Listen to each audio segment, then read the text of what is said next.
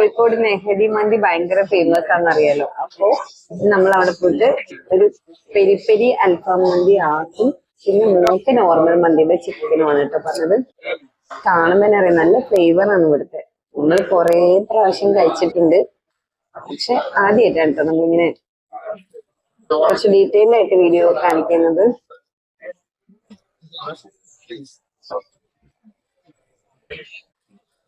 റൈസും ആവശ്യത്തിന്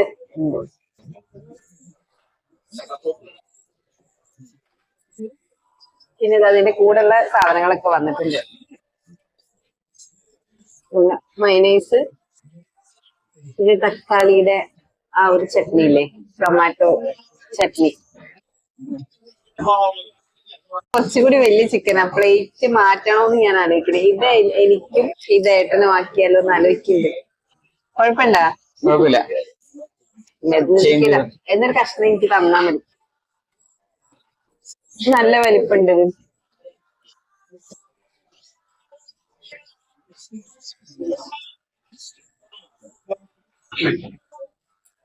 അങ്ങനെ കുറച്ച് മൈനൈസ് ഒക്കെ കൂട്ടിയിട്ടാണ് കഴിക്കാം.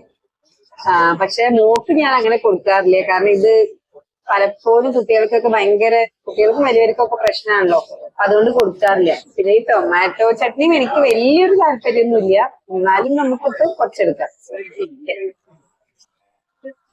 കഴിച്ചു നോക്കാം.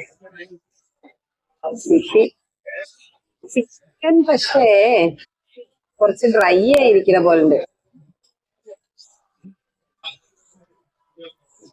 കുറച്ച് വലിയ പീസാ.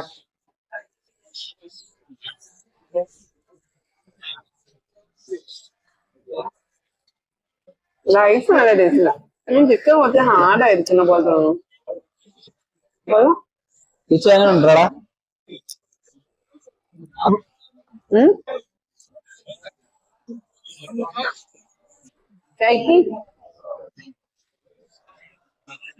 ഇഷ്ടാണോ ഈ മന്തി? ആണോ? ചൂടുണ്ടോ?